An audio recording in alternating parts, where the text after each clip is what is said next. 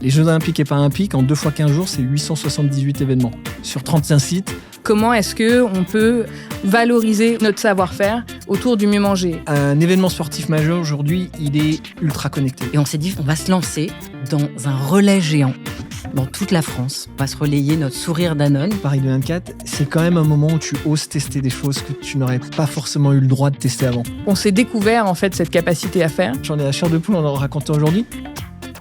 Bonjour à toutes et à tous et ravi de vous accueillir dans cette nouvelle saison des Voix de la Com. Vous savez, ce podcast qui vous permet de découvrir les stratégies de communication de toutes les entreprises qu'on connaît. Alors, dans la saison 3, on a eu la chance d'aller dans des entreprises. On est allé à Disneyland Paris, on est allé chez TF1, on a parlé du logo des Jeux Olympiques et Paralympiques de Paris 2024. Et cette saison, j'avais envie de croiser des regards, d'aller encore plus loin dans notre objectif de découvrir des stratégies de communication. Dans chacun des épisodes, je vais essayer de vous faire découvrir non pas une stratégie, mais plusieurs. Et c'est justement avec cet objectif-là qu'on commence. On va parler de l'héritage des Jeux de Paris 2024. Et pour ce faire, j'ai le plaisir d'avoir été accueilli dans le siège d'Orange, à Issy-les-Moulineaux, avec 3 invités qui ont eu un rôle important dans leurs entreprises respectives autour de ces Jeux. Moi, je vais commencer par notre hôte, Alexis Berger. Bonjour Alexis. Bonjour. Merci d'avoir accepté de nous accueillir pour cet épisode. Alexis, toi, tu es Partnership Project Lead. Est-ce que tu peux nous expliquer en quelques mots en quoi ça consiste et ton rôle dans ce magnifique projet ? Ça consiste à faire vivre un partenariat au quotidien. Donc c'est du départ, le négocier, créer la stratégie, développer les grandes lignes, puis ensuite aller voir tout le monde et être sûr que tous les trains vont arriver à l'heure. Donc nous, on a été partenaire et fournisseur. Tu vas nous expliquer en quoi ça consiste. À tes côtés, Eve Zuckerman, tu es directrice des projets stratégiques chez Carrefour. Absolument. Ton rôle dans ce projet des Jeux de Paris 2024 ? Et j'étais, comme Alexis, directrice du partenariat avec Paris 2024.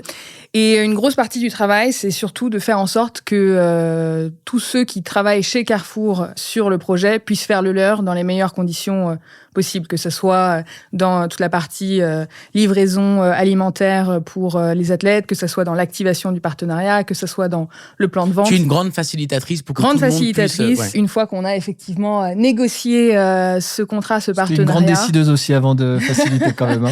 Et qu'on en a décidé les contours et comment est-ce qu'on allait justement l'activer. Après, effectivement, c'est de mettre tout ça de concert et de l'organiser au mieux.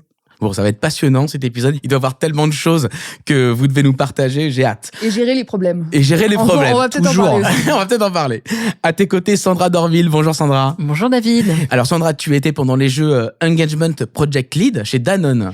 Tout à fait. On était une belle équipe d'une dizaine de salariés dédiés complètement au projet. Et moi, mon job, c'était vraiment d'engager tous les salariés en France et un petit peu à l'international aussi. On a fait des événements pour eux, mais bon, on était un petit peu cadré sur la France. Mais comment on engageait les 8000 salariés pendant 18 mois autour de ce partenariat magique ? Ce qui va m'intéresser dans cette discussion, c'est effectivement comment vous avez engagé, quelle est l'histoire, quelles étaient vos stratégies de communication, parce qu'on parle de ça dans ce podcast, et qu'est-ce qu'il en reste ? Quel est le bilan ? Peut-être que des entreprises qui nous écoutent se disent, est-ce que je vais sponsoriser tel ou tel événement ? Et c'est intéressant d'avoir votre retour d'expérience. Tiens Sandra, je vais commencer par toi, comme tu as clôturé les présentations. Quel est le début de l'histoire ? À quel moment tu apprends que vous allez monter sur les JO et pourquoi ?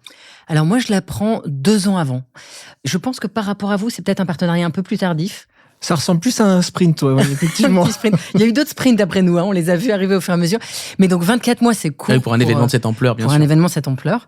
Et on l'apprend par des voies officielles, évidemment, mais dans le backstage de tout ça, on sait qu'on a les Jeux, il y a 11 millions de repas olympique. On est à 11 millions de repas, on est même monté à 13 millions pendant 10 jours. Comment Danone ne fait pas partie de cette histoire, alors qu'on est quand même un des champions de l'agroalimentaire en France. Donc, on devait faire partie de cette histoire. C'était un peu une évidence et c'est ce qui s'est passé. Bon. Eve, comment tu apprends ça ? Comment ça se passe, le début de cette aventure ? Moi, j'arrive chez Carrefour tout début 2021 et la question se posait déjà. Les jeux sont passés de, on va dire, 1% de mon temps quand j'étais à la direction de la communication auparavant, à 300% de mon temps quand on a monté au final une direction dédiée au partenariat Paris 2024. Donc on a d'abord ces discussions tout au long de l'année 2021 notamment pour affiner le projet avec Paris 2024 et trouver comment on peut en faire partie. Mais on part de l'idée que ces jeux vont être des jeux à la fois populaires, qui doivent s'adresser au plus grand nombre et qui vont mettre en avant le mieux manger. Donc, partant de ces deux axes-là, il y a une évidence qui s'installe pour qu'on soit évidemment partenaire et qu'on puisse faire vivre ce moment extraordinaire à tous les Français comme on vit tous les moments de leur vie, bons comme mauvais, depuis plus de 60 ans. Très bien. Bon, on va en parler, de comment vous avez fait, pourquoi, etc. Alexis, est-ce que c'est encore plus tôt, c'est au moment de c'est un tout petit peu plus tôt. Ouais, on fait partie de la... c'est presque au moment de la candidature, presque, non? Alors, même avant. Même avant. Pour te dire, si tu pousses vraiment, on est partenaire de la candidature, effectivement, c'est ça. À la base. Donc, on accompagne ce joli mouvement. Une fois que la France obtient l'Olympiade, ils s'organisent, ils mettent en place le COJO, donc il y a un certain temps. Et nous, le travail effectif, il commence en octobre 2019. D'accord. C'est là où ils viennent nous voir. Il faut connecter tout ce monde-là, en fait. En fait, c'est ça. Alors, le pourquoi, pour répondre à cette question aussi, en fait, nous, on répond à l'appel. C'est une évidence. Ouais. La France doit présenter les plus grands jeux qui soient possibles de produire. Et évidemment, on est là parce que on se rend pas toujours compte, et c'est bon signe d'ailleurs, pour le public. Un événement sportif majeur aujourd'hui, il est ultra connecté. La connexion est obligée d'être là. Et nous, on est les seuls en France à avoir l'expérience d'avoir fait tout. La Rugby World Cup, la Coupe du Monde de foot, le Tour de France. Vous le faites pourquoi? D'un point de vue business, j'entends.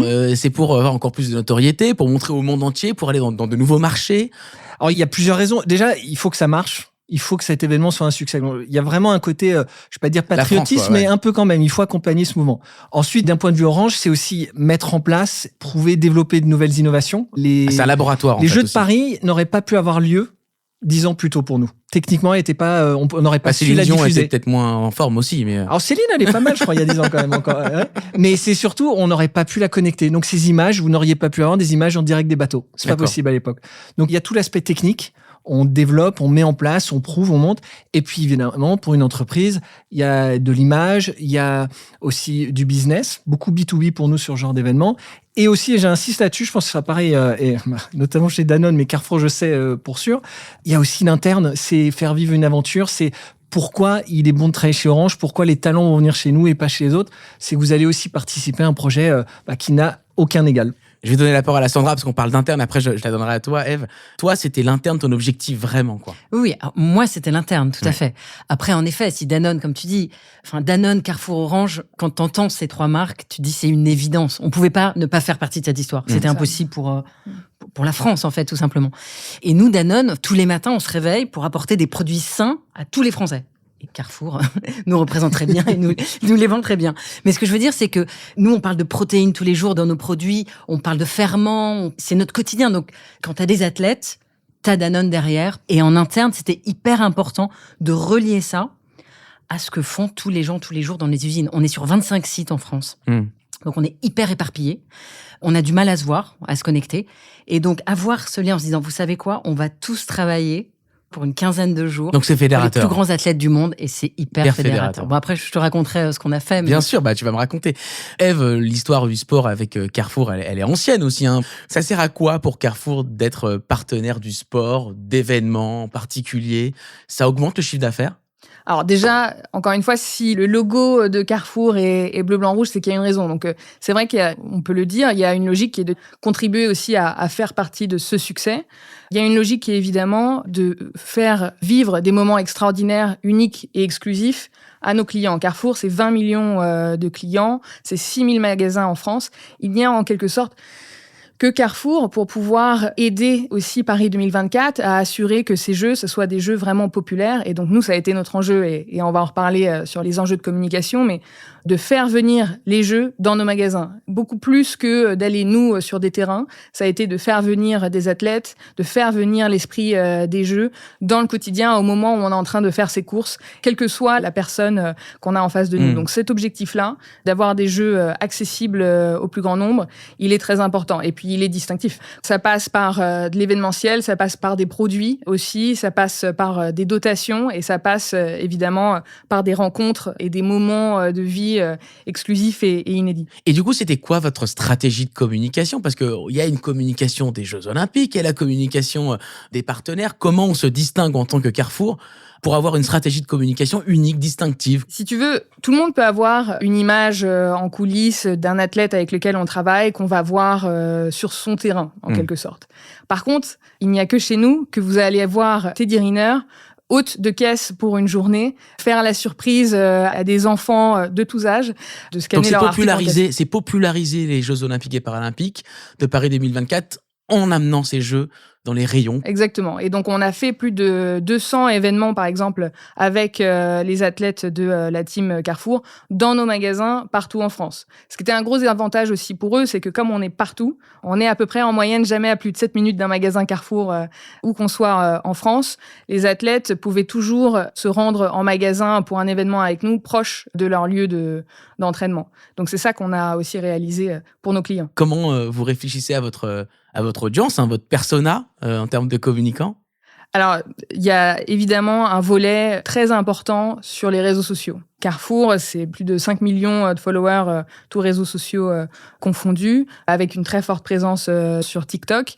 Et donc, ça a été comment est-ce qu'on peut surfer sur l'actualité aussi des Jeux?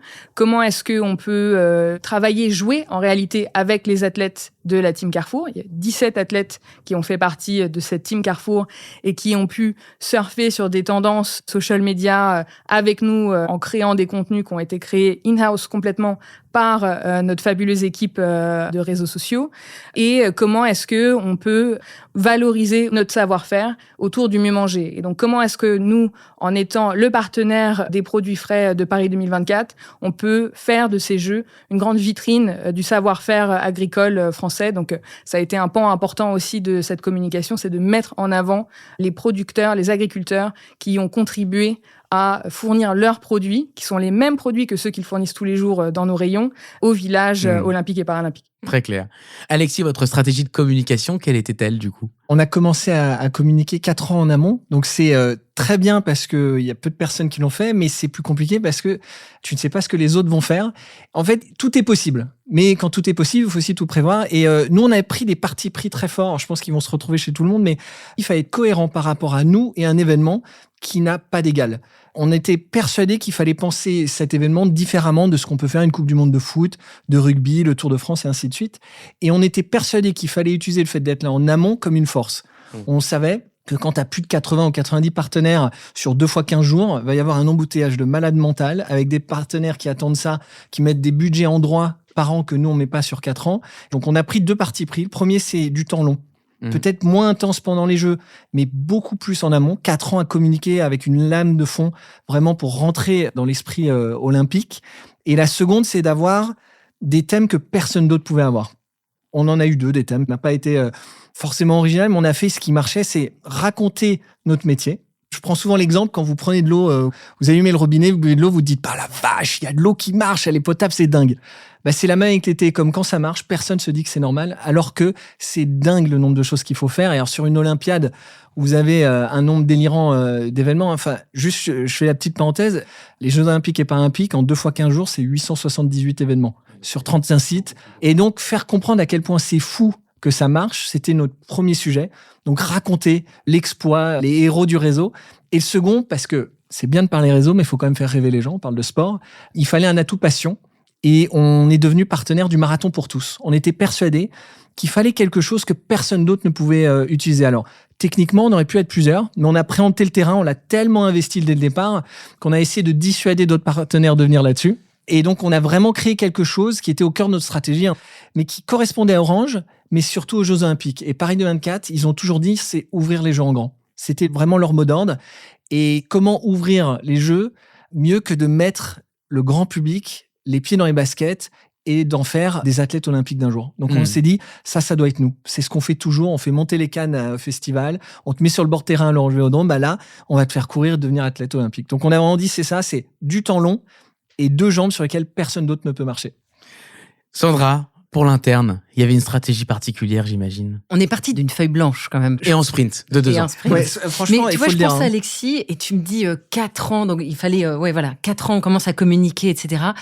Moi, 4 ans avant les Jeux, et enfin, je dis moi, mais beaucoup de Français n'étaient pas prêts. Alors, je peux te dire, j'étais beaucoup plus populaire en juin 2024 qu'en juin 2020. Parce que la France, on n'était pas prêt à recevoir ça. Et puis, c'est culturel aussi, Bien sûr, on a tous râlé. Exactement.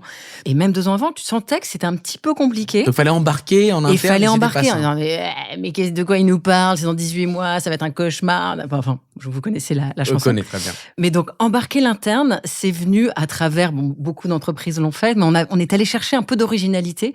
On a voulu, évidemment, créer un événement sportif qui soit hyper accessible, hyper transverse, qui connecte tout le monde, hyper fédérateur.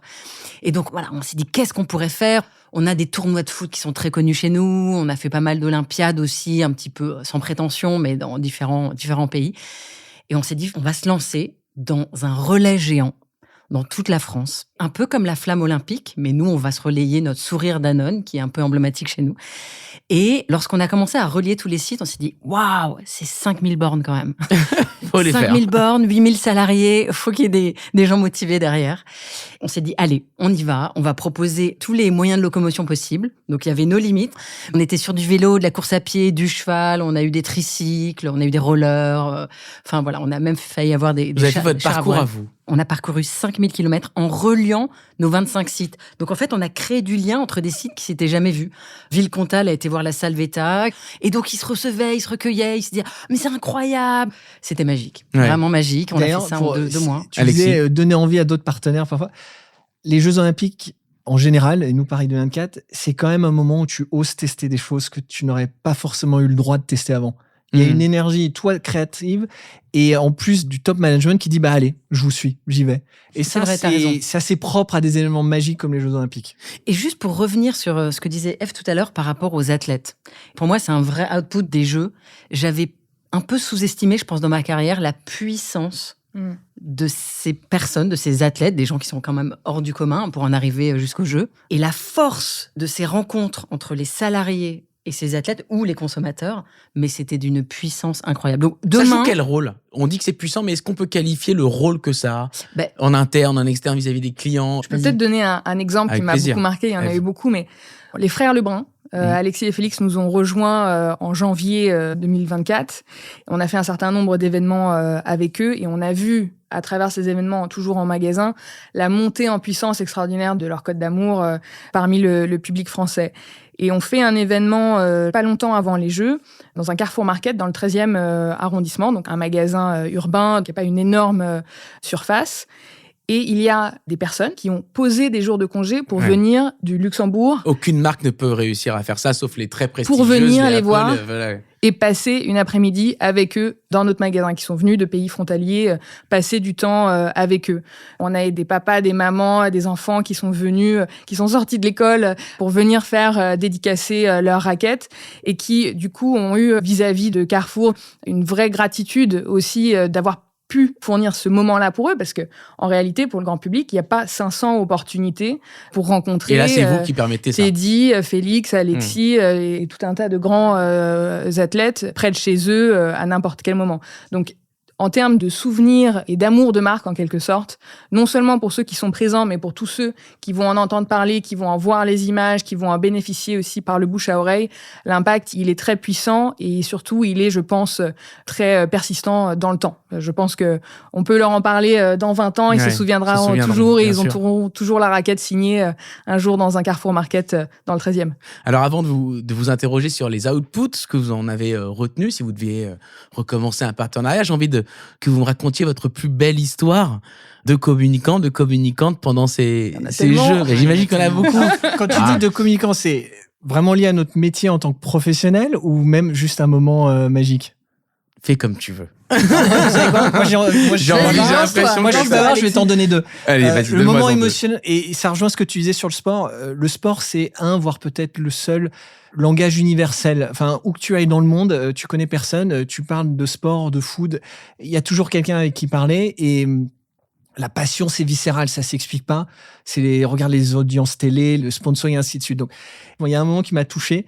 C'est à la finale de beach volley féminine, au pied de la Tour Eiffel. C'est la finale. Les Brésiliennes sont contre les Canadiennes, il me semble. Et il y a une embrouille. Il y a une vraie embrouille, mais chaque fille est de son côté du filet, mais leur nez se touche pratiquement, elles commencent à s'embrouiller, limite à s'insulter.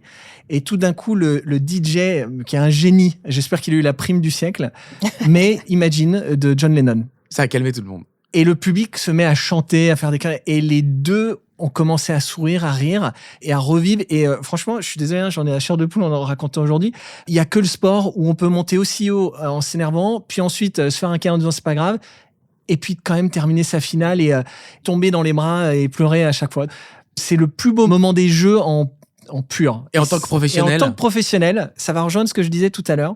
Il y a des métiers, on vient jamais te dire si tu as bien fait ou pas. La com, tout le monde a une opinion et tout le monde se permet de te dire moi, je recevais 20 mails par jour. Au fait, les gars de chez Carrefour, ils ont fait ça. Les gens de chez Danone, ils ont fait ça. Pourquoi on l'a pas fait? Et toi, tu leur dis, ça fait, franchement, hein, on a construit une histoire sur 4 ans, je vous jure, il y a vraiment une logique. On optimise nos moyens, on optimise l'impact, et ainsi de suite. On explique 4 ans, et tu fais. À chaque fois que tu reconvaincs, on dit OK, on te suit. Certains sont très motivés, d'autres moins. Et quand à la fin des Jeux, tes responsables se retournent vers toi et disent bravo, vous avez réussi, ça a été un succès. Et cette idée-là que vous avez mis en place pour les Jeux Olympiques, nous, par exemple, c'est le running avec Team Orange Running et le marathon pour tous que vous avez mis en place pour le Paris 2024. Il faut que vous la continuiez. C'est très visible et donc du coup, en fait, c'est surtout utile. Vous avez répondu à un vrai besoin et votre idée professionnelle a marché. Gardez-le, continuez-le. C'est ça, c'est que c'est utile en fait ces partenariats. Moi, je m'adresse aussi à tous les communicants et les communicantes qui nous écoutent. Faire ce type de partenariat, c'est utile. En fait. Tu fais pas de la com pour faire de la com. Ouais, l'entreprise, alors là pour le coup, tu vas avoir 2 exemples en plus très importants avec ces produits de consommation. Il faut qu'elle serve l'entreprise. Ouais. L'entreprise a des objectifs d'image, de business, interne, humain. Et nous, notre rôle, c'est de nourrir ça. C'est pas d'inventer de nouveaux objectifs en disant, regarde, j'ai eu 20 000 vues sur mon TikTok, c'est canon. Si tu dis pas le message de la boîte, il y a un vrai message derrière utile pour la société. Eve, j'ai l'impression qu'il y a beaucoup d'exemples, mais allez. Tu cherchais le meilleur là. Non, mais il y en a plein. Mais je vais en prendre un qui est pas pendant les Jeux, parce que je pense qu'il y a énormément de choses qui sont faites aussi avant. Mais c'est bien de le montrer aussi de ce qui s'est passé avant, donc je t'en prie. Et non seulement qui m'a marqué, mais qui en plus est lié à un programme qui devait s'arrêter avec les Jeux et qui a tellement eu d'impact qu'on s'est organisé pour le prolonger. Donc Carrefour a un programme de fidélité, c'est 14 millions de Français qui sont porteurs de ta carte de fidélité Carrefour. Et on a mis ce programme de fidélité au service du sport amateur. Donc on a lancé un programme qui s'appelle Club de sport et par lequel on permet à chaque membre de notre programme de cumuler des points en achetant des fruits et légumes, en achetant des produits sains. C'est des points qui vont au club de sport amateur de son choix et que Carrefour ensuite convertit en équipement sportif qu'on donne au club. On est encore dans l'utile. Exactement. Donc, pour faire court, on offre de l'équipement sportif gratuit au club de sport amateur partout en France. Et en plus, on a tous les mois, pour les clubs qui cumulent le plus de points, donc qui ont vraiment sont allés chercher ces points, on offre des minibus. Pourquoi des minibus ? Parce qu'on a fait beaucoup de tables rondes avec les clubs pour dire, OK, de quoi est-ce que vous avez besoin ? Parce que nous, au départ, on voulait offrir ce qu'on sait faire de mieux, donc des produits frais. Est-ce qu'on peut vous offrir des pommes, des goûters pour les enfants ? Ils nous ont dit, ça, c'est super, mais dans notre quotidien, ce qui nous pèse le plus, c'est effectivement le transport des enfants. On a dit, OK, pas de problème, on change notre fusil d'épaule et ce sera des minibus 9 places électriques qu'on offrira chaque mois au club de sport qui a le plus participé à notre programme. Et ça veut dire qui a le plus convaincu papa, maman, les cousines, c'est presque tout le monde, de la cooptation. D'aller faire ses courses chez Carrefour et surtout d'acheter sain. Donc ça ne marche que sur les produits bio, Nutri-Score A et les fruits et légumes. Il y a évidemment un sens et une constance dans l'idée. Et la première remise de minibus que je fais, elle est à Bellac, en Haute-Vienne, c'est 3500 habitants. Déjà, première surprise, parce qu'on pourrait se dire ça va être souvent des grands clubs qui vont gagner parce qu'ils ont plus de membres. Mais non, il y avait une petite asso de foot qui avait compris la mécanique et qui s'est dit « Ok les gars, on y va tous. Vous achetez tous des bananes, des carottes, tous les jours. Vous vous mettez aux sorties de caisse. Vous demandez aux clients de choisir notre club de foot dans leur application pour qu'à chaque fois, automatiquement, quand ils font leurs courses, comme ils ont l'habitude de le faire, ça nous bénéficie. Encore et encore et encore. Ils se sont tous mobilisés. Et c'est eux qui ont remporté ce minibus. Donc, on est allé avec Laura Flessel, membre de la team Carrefour, et extrêmement engagée, notamment en tant qu'ancienne ministre, sur l'enjeu du mieux manger et du mieux bouger pour tous les âges, remettre ce minibus dans le Carrefour Market qui accueillait l'événement. Il y avait 300 personnes, beaucoup en larmes, extrêmement émus de pouvoir déjà représenter leur territoire avec fierté. On a battu Paris, on les a beaucoup entendus ce jour-là, et surtout de pouvoir bénéficier de manière très concrète d'une aide sous la forme d'un minibus avec le logo de leur club dessus, qu'ils vont pouvoir garder et utiliser chaque jour pour déplacer les jeunes et les participants de ce club. Donc un moment très fort et très marquant. J'imagine. Sandra, toi, je crois savoir de quoi tu vas me parler. Oui. Il y a ce magnifique déroulé de ce sourire dans toute la France. Ça doit être bien ça. sûr. Ouais. Mais moi, je vais en dire 3 pour battre Alexis. Ah bah super, trop fort. Non, je blague. Je vais me limiter à 2, je pense. Le premier, en effet, c'est le Danone Champions Tour, donc ce fameux relais géant. Et en fait, vous le savez, lorsqu'on organise des événements comme ça, on ne sait jamais si la mayonnaise va prendre. Évidemment, nous, on le porte depuis des mois. Donc, oui, ça va marcher, on rassure tout le monde, mais on n'en sait rien. On est le 15 février 2024. Ouais. On commence à Villecontal, donc c'est dans les Pyrénées. Et là, dans une usine qui est assez reculée, qui a passé un petit moment difficile. Les derniers mois étaient assez compliqués en interne et tout. Et là, je suis là, si ça marche pas... J'arrive là-bas pour lancer le relais. Et là, il y a 200 personnes dans l'usine. Il y en a 180 qui sont présents. Ils sont tous dehors sur le parking. Il fait un froid de gueux. On est tous là, on est là. OK, allez, on s'entraîne. Et en fait, dans l'événement, on avait dit les 3 premiers kilomètres, on les fait tous ensemble. Toute l'usine court et après, les relayeurs partent. Et là, il y a 180 personnes qui s'élancent. On a un athlète paralympique local qui est là aussi. Et c'est parti, quoi. Et là, mais c'était magique, magique. Et en fait, voilà, pendant 2 mois, ça a été ça un peu tous les jours. Donc ça, c'est une belle émotion. Et la deuxième émotion, c'est pour en revenir aux athlètes. Moi qui connaissais rien vraiment du monde sportif, on a découvert des gens extraordinaires grâce à ces jeux. Et quand Pauline Ferrand-Prévot, je suis même épatée de pouvoir prononcer son nom aujourd'hui, qui a gagné la médaille d'or olympique en VTT. Elle était partenaire Danone. Elle a même développé un produit pour elle, iPro, on appelle ça. Elle gagne cette médaille d'or. Le lendemain, elle est dans notre siège. Et là, elle est tellement épuisée. Elle arrive. Nous, on est tous descendus du siège boulevard Haussmann pour l'accueillir. Et elle se met à pleurer les larmes de son corps. Donc, évidemment, en 1 seconde, il y avait les 400 personnes du siège qui se mettaient à pleurer avec elle. Mais c'était un moment suspendu de 3 minutes. C'était extraordinaire. Ce que je retiens de cette conversation, c'est qu'effectivement, c'est des souvenirs en interne qui sont incroyables, qui portent les équipes. J'ai aussi le sentiment que c'est un accélérateur pour que votre raison d'être en tant qu'entreprise, qui ont des raisons d'être différentes, puisse être encore plus marketée, plus marquée. Et du coup, ça m'inspire la question suivante. Qu'est-ce que vous conseilleriez? Qu'est-ce que vous pourriez refaire différemment? Qu'est-ce que vous avez appris de cette période-là, de cette expérience incroyable pour vous en tant que communicant? La vraie différence des Jeux Olympiques et donc de Paris 2024, c'est la taille. Tout est plus grand et plus dense. Et je crois que la plus grande leçon pour l'entreprise, c'est l'efficacité. On savait faire tout ça, mais là, on l'a fait dans des conditions, à une vitesse, à une échelle. Ça vous a fait passer un step en incroyable. Là, et je vois Sandra qui dit tout, oui. Ouais. Et que ce soit techniquement, j'imagine, dans les usines comme nous, mais même dans les bureaux, le project management en général, les RH, nous, ont eu des questions complètement dingues. Mais là, c'est vraiment les méthodes et la capacité, je trouve, d'aller encore plus vite, plus fort. Ève, qu'est-ce que tu as appris et qu'est-ce que Carrefour a appris de cette expérience? Ce qui a fait, je pense, toute notre force, ça a été la capacité à être extrêmement opportuniste et à réagir très vite dès qu'on sentait un changement dans l'opinion. Que je comprenne bien. Alors, ça peut être que ce soit sur, évidemment, la capacité à produire du contenu, à réagir. Les frères Lebrun, c'est un bon exemple de se dire, voilà, on n'est pas figé sur un certain nombre de critères ou quoi que ce soit. C'est pas comme ça que cette team d'athlètes, elle s'est construite.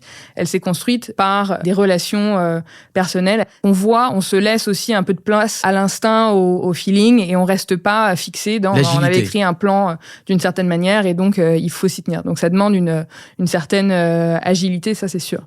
Donc ça, c'est, je pense, ce qu'on en retient. Et après, pour l'organisation, Alexis l'a déjà dit, mais on a appris un tas de choses dans tous les domaines. Mais ça va du contrôle de gestion au développement de magasins, puisqu'on a créé de toutes pièces 3 magasins éphémères dans le cadre des Jeux, sur les sites olympiques.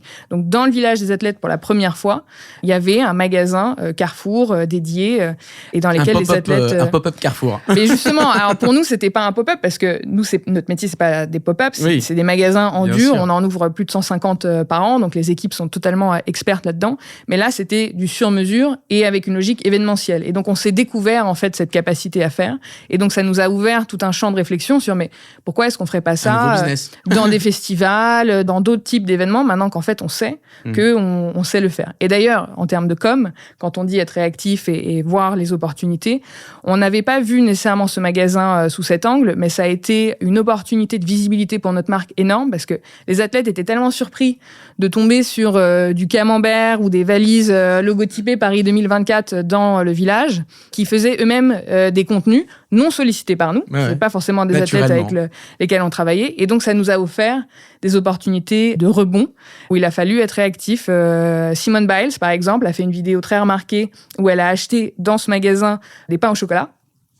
Voilà, ce qui a suscité plein de réactions, mais surtout pour nous, ça a été une opportunité de rebond. Et au final, on a fait, pas que sur cette vidéo, mais en cumul, plus de 85 millions de vues sur TikTok grâce au JO, par exemple. C'était pas vous les muffins? Non, c'est pas les... Bon, c'est pas non plus celui du coup. On aurait rebondi dessus. Qu'est-ce que t'en as appris, toi, de cette période? Alors, je suis hyper alignée avec ce que viennent de dire Eve et Alexis. En effet, la capacité des grosses boîtes comme les nôtres à réagir vite, à devenir flexible, à devenir agile. Ça a tellement accéléré, on appelle ça dans notre jargon, l'accélération de notre feuille de route des projets. Un exemple concret, chez Danone, ça faisait des années qu'on se disait, bon, comment on fait du yaourt en vrac dans des machines, etc. Donc les services qualité, de recherche, etc. Et c'était toujours compliqué. Mais là, en 6 mois, on a fait du yaourt en vrac. Pas de problème. Là, c'est pas comment, ça sera... Ce sera fait. Il faut, donc de toute façon, il faut trouver.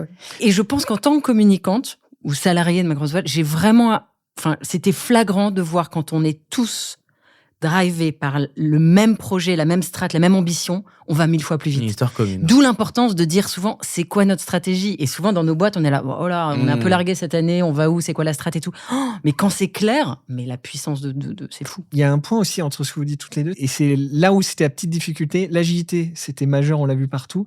Mais en communication, pour parler vraiment en professionnel com, c'était aussi difficile par moment de dire à des gens non, je ne serai pas réactif là, c'est pas la feuille de route. Il y a plein de moments où on nous disait mais pourquoi on fait pas... Attendez, il y a une feuille de route là, ils ont été réactifs, c'était géant ce qu'ils ont fait Carrefour, mais c'était chez eux, c'est dans leur histoire, ça marche. Moi, il faut pas là, vous avez une feuille de route à suivre par moment et le réactif est hyper important, mais de temps en temps, il faut dans aussi avoir... Voilà, reste dans ta ligne, sur ton autoroute. Après, tu peux être voie de droite ou de gauche, mais reste sur l'autoroute. Mais je te rassure, ça va dans les deux sens. Moi, quand vous avez envoyé des athlètes à New York pour le marathon, on me l'a envoyé la vidéo. Ma dernière question, c'est sur l'héritage. Qu'est-ce qu'il en reste? Je sais pas, d'un point de vue quantical, chiffre d'affaires, notoriété. Est-ce que vous avez des éléments à nous partager? En plus des paillettes dans les yeux. En plus des paillettes dans les yeux que je ressens bien. En interne, il y a beaucoup de fierté déjà. Il y a une fierté, il y a un taux d'engagement. Vous avez créé une histoire commune et ça, c'est le sel qui fait en sorte que les communautés avancent et qu'on veuille aller dans la même direction, quoi. Tout à fait. Ouais. Mais en termes d'engagement, on a laissé quand même des traces et comme tu dis, des paillettes et encore des larmes. Il y a des gens, les volontaires chez nous qui ont participé, ils pleurent encore dès qu'ils parlent de leur expérience. Donc en termes d'engagement, forte, ils pleurent bien. Hein, c'était tellement beau, hein. Extraordinaire. Extraordinaire. Eve. Il y a des métriques assez précises, donc évidemment, mais c'est pas parce que c'est intangible que ça n'est pas vrai. Hein. Le sujet du sentiment de fierté, moi je le vois encore aujourd'hui dans des présentations sur plein d'autres sujets. Et sur ce sujet, il faudrait qu'on fasse comme on l'a fait pendant les JO. Voilà, donc on le voit beaucoup. Ouais. Mais c'est vrai aussi pour le business. Donc évidemment, nous on avait un objectif commercial, on avait un objectif pour la marque, un objectif pour l'interne, et on avait un objectif d'héritage, en particulier sur le handicap et la place du handicap dans nos magasins et pour nous en tant qu'employeurs. Donc c'est sur tous ces critères-là aussi qu'on juge de manière un peu objective le succès du partenariat. Je prends peut-être un exemple sur cet enjeu commercial. Donc au-delà de la réussite du dépassement de l'objectif qu'on a pu se fixer en termes de chiffre d'affaires, ça a un impact direct sur la manière dont on travaille. Dans le cadre des Jeux, on a créé, les équipes marketing et produits frais ont travaillé ensemble d'une manière nouvelle et ont créé un programme qui s'appelle 3-2-1 Frais Parté, pour proposer des produits français à 3, 2 et 1 euro. Donc, on pouvait manger de la dorade à 3 euros avec une publicité dédiée avec Teddy Riner à l'affiche, des steaks hachés, des fruits, des légumes. Et ça a été une façon de concevoir le pricing, de travailler toute la chaîne depuis le producteur jusqu'à la mise en rayon, très différente et qu'on a poursuivi et qui existe en fait dans le temps et qu'on va en fait pérenniser. Donc, on a créé des nouvelles façons de travailler et de travailler aussi avec nos fournisseurs, dont Danone, dont Coca-Cola. Qui fait du vrac maintenant. Voilà. Donc, on en tire un héritage très précis et concret sur notre manière de faire notre cœur de métier. Alexis, pour terminer. Quand on fait ce genre de partenariat, tu sais si c'est un succès, si tu as prévu des KPI, on l'a tous fait, donc il y a les métriques dont tu parles. Alors certains, c'était de la notoriété, d'autres, c'est de l'amour pour la marque. Évidemment, nous, on a des marqueurs très importants. Il y a du chiffre d'affaires, il y a de la fierté d'appartenir pour ceux qui sont en interne, il y a... combien de personnes étaient au courant qu'on était partenaire du Marathon pour tous. Donc vous avez mesuré tout ça. On mesure tout ça et c'est ça qui fait qu'on peut dire c'est un succès. C'est mathématique, on dit pas juste je le sens dans l'air. Donc c'est un succès, c'est pour ça que je dis avec un gros sourire. Ouais. Et l'autre héritage, et ça rejoint ce que tu disais, il y a aussi beaucoup d'ingrédients qui sont restés. Nous, il y a des méthodes de travail, le technique déjà, qui faisaient des choses incroyables, ont encore mieux appris à recycler ou réutiliser, à déployer en des temps records, à mettre en place des méthodes qui vont être utilisées ou des technos qui vont être utilisés partout. En communication, pareil, on a fait, nous, notre premier challenge sportif mondial. Ça a été un tel succès, on était plus de 23 000 à l'avoir fait. C'est les JO qui l'ont inspiré. C'est Paris 24 qui nous a dit pourquoi on ferait pas quelque chose comme ça. Résultat, il va encore avoir lieu là. Le Team Orange Running, pareil. Ça devait se terminer avec les JO, le marathon pour tous. On s'est dit, mais on peut pas. Donc, tu sais que c'est un succès parce que tu as mesuré et par tous les ingrédients que tu as gardés derrière qui marchent encore. Et ça ne trompe pas. Et les étoiles dans vos yeux, c'est effectivement un héritage que je sens de manière très forte, en tout cas en vous interrogeant tous les trois. Merci beaucoup à tous les trois d'avoir partagé ces moments extraordinaires, ça donne envie.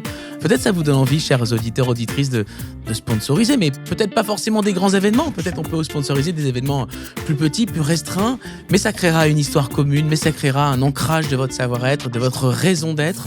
En tout cas, on ne peut que vous engager. Il y a en plus un sujet de sport amateur, il y a des super sujets sur lesquels n'importe quelle entreprise, quelle que soit sa taille, peut s'impliquer très concrètement. Merci encore à tous les trois. Si ce sujet vous intéresse, je vous renvoie vers d'autres podcasts que j'ai pu faire par le passé. On a parlé de voile, on a parlé du Vendée Globe avec la MACSF il y a quelques mois. Il nous racontait pourquoi il sponsorisait un bateau plutôt que de faire de la pub télé. Et je vous renvoie également sur l'épisode dans lequel on a parlé du logo des JO avec le concepteur du logo. C'est passionnant, tout comme aujourd'hui. Merci beaucoup à tous les trois et à très bientôt sur les Voix de la Com.